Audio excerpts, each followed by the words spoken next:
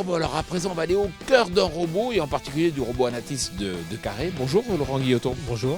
Alors c'est vrai qu'on en a parlé sur l'agriculture et nouvelles technologies sur Power Boost depuis des mois.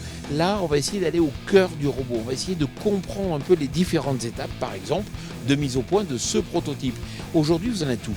Alors aujourd'hui encore ici, ce qu'on présente à TechBio aujourd'hui, c'est encore le prototype qu'on a vu lors du CIMA.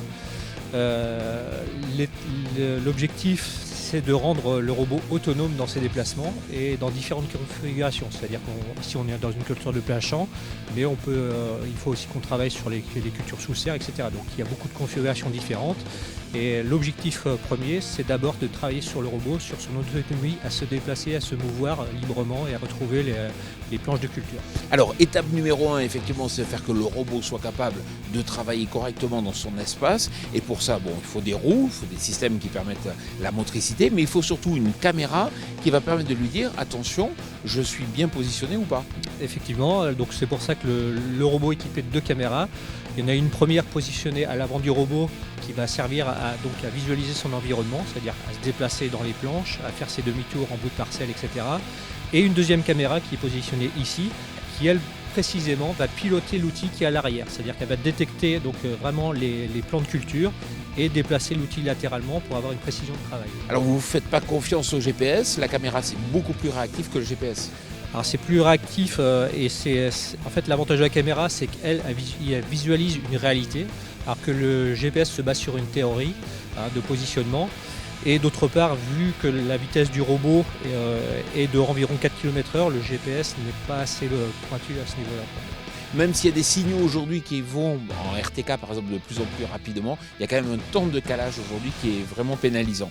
Deuxième étape, c'est effectivement d'avoir cette seconde caméra dont vous parlez qui va permettre de bien travailler et puis en même temps elle va être capable de pouvoir faire des notations.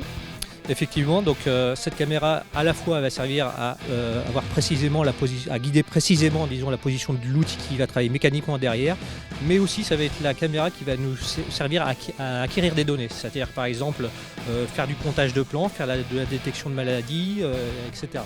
Donc à récupérer réellement de la donnée qui va pouvoir être retranscrite sous forme de carte et donnée à l'agriculteur.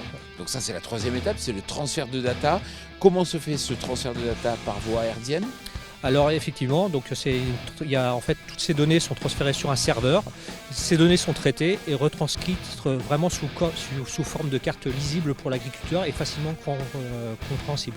Bon, mais ce robot c'est un porteur, donc vous pouvez y adapter différents capteurs qui ne sont pas encore là pour l'instant. C'est quoi, des capteurs de température?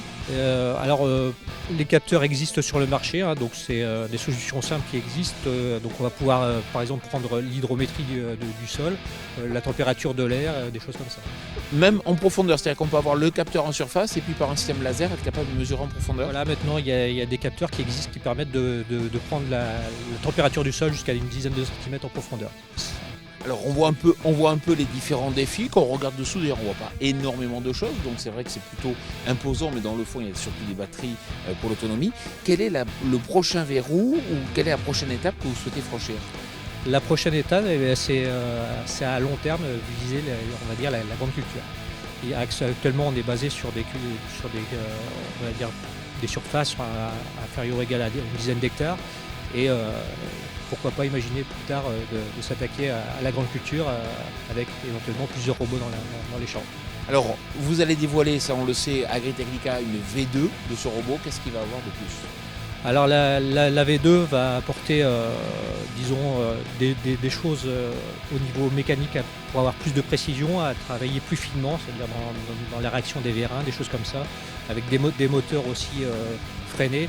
Et là, il y a la grosse partie qu'il ne faut pas oublier, c'est la partie sécurité, puisque comme le robot est capable de se déplacer tout seul de façon autonome, il faut sécuriser son environnement. Donc il va y avoir une partie sécurité très importante qui sera apportée à Agritechnica, qui sera présentée à Agritechnica. Et le gros défi, c'est de le vendre. Alors c'est vrai qu'à 50 ou 60 000 euros, ça peut sembler cher.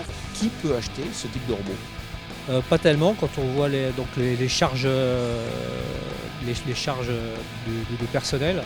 Un robot comme ça, qui a on va dire, une fourchette entre 50 et 60 000 euros est rapidement amorti. Donc dès l'an prochain, donc des pré-séries seront sur le marché pour être commercialisés dans différentes configurations. Merci Laurent Guilloton. Merci.